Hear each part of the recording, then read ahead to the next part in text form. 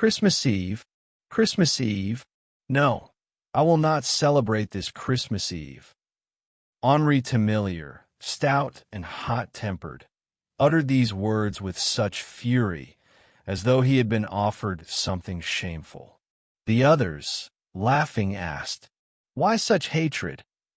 "Because," he replied, "Christmas Eve once played a vile trick on me, and ever since I feel an irresistible dread before that foolish merrymaking."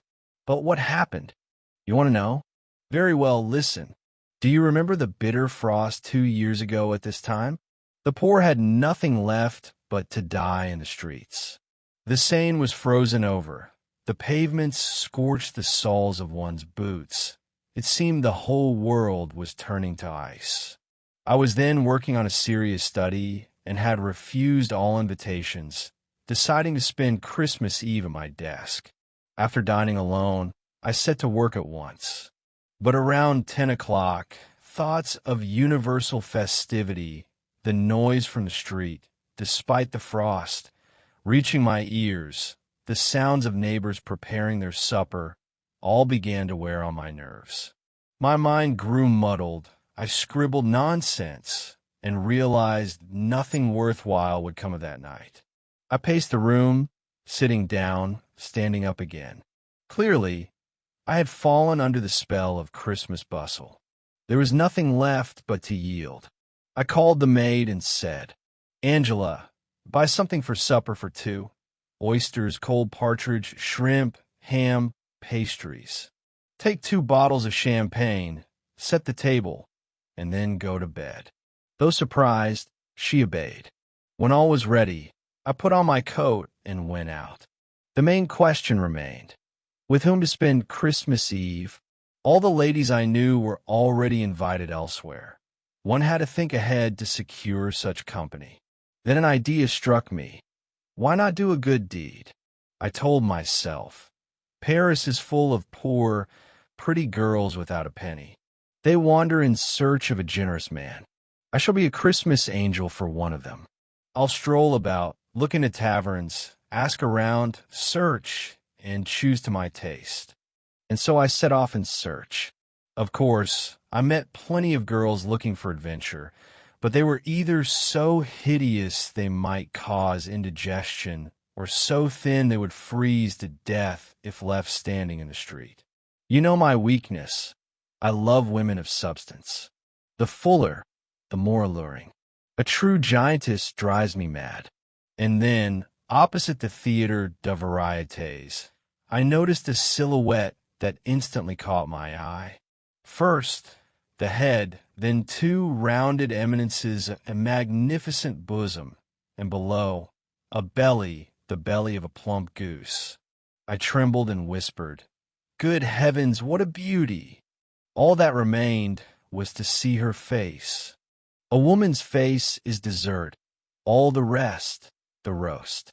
I quickened my pace, caught up with the strolling lady, and, standing beneath a gas lamp, turned to look. She was enchanting, so young, dusky-skinned, with enormous black eyes. I invited her, and she accepted without the slightest hesitation. A quarter of an hour later, we were already seated at the table in my room. "Ah, how cozy it is here," she said as she entered. She looked around, delighted to have found both supper and shelter on that freezing night. She was magnificent, so beautiful that I could not help but admire her, and so full-figured that my heart was captured forever. Removing her coat and hat, she sat down and began to eat. Yet her mood seemed troubled. At times her pale face twitched, as though she suffered from some hidden grief. I asked, "Are you in trouble?" She replied, "Ah, let us forget all that." And she began to drink. She drained a glass of champagne at a gulp, refilled it, and emptied it again without pause. Soon a faint flush appeared on her cheeks, and she burst into laughter. I already worshipped her, kissed her, convinced she was neither foolish, nor vulgar, nor coarse, like so many women of the street.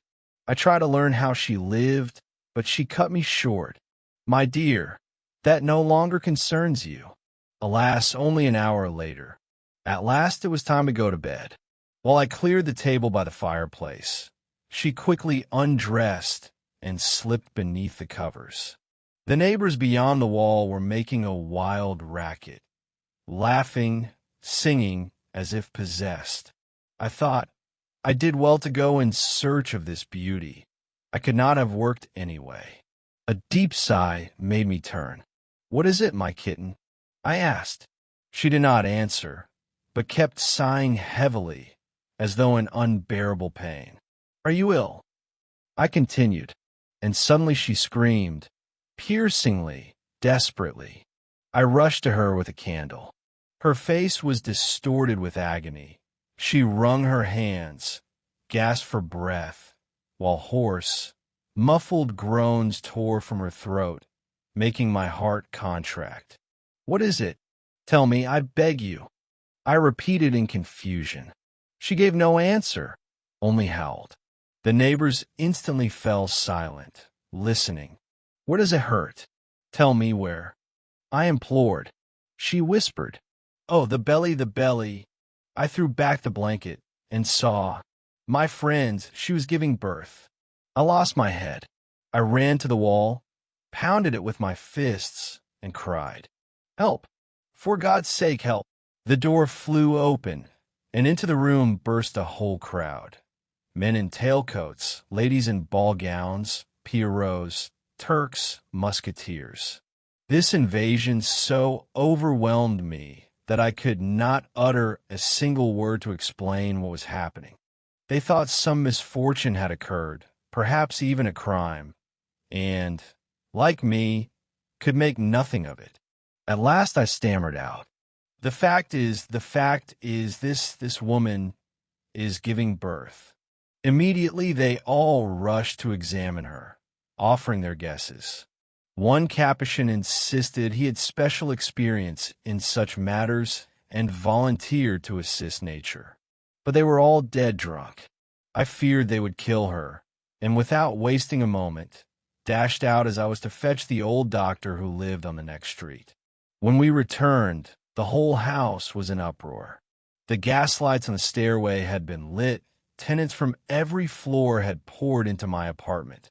For porters were seated at the table, finishing off my champagne and devouring the shrimp. At my appearance, a deafening roar went up. A milkmaid handed me, on a napkin, a revolting little lump of shriveled flesh that whimpered and mewed like a kitten, and announced, "A girl." The doctor examined the mother, declared her condition dangerous. The labor had begun straight after supper, and departed, promising to send at once a nurse and a wet nurse. Both women arrived within the hour, carrying a bundle of medicines. I spent the night in an armchair, shaken to the depths of my soul, unable to think of the consequences. In the morning the doctor returned. He found the patient in a rather serious state. "Your wife, sir," he began. I interrupted. "She's not my wife." He shrugged. "Well then, your mistress." And he listed everything she required: care, medicine, attention. What was I to do? Send her to the hospital? Then the whole house, the whole quarter, would brand me a scoundrel. I kept her with me. 6 weeks, she lay in my bed. The child? I sent it to peasants in Poissy. Now each month, I pay 50 francs for it. Having paid once, I am condemned to pay until my death. And afterwards, the child will think me its father. And as the crowning misfortune, when the girl recovered, she fell in love with me. Madly, desperately, the wretch. Well, and then she grew thin as a stray cat, and I turned her out. Now that skeleton lies in wait for me in the streets, hides when I pass, and in the evening, the moment I step out, stops me to kiss my hand, until at last she drives me to fury. That is why I shall never celebrate Christmas Eve again. Ladies and gentlemen, subscribe, to the channel. Share your impressions and thoughts in the comments. I will be glad to converse with you.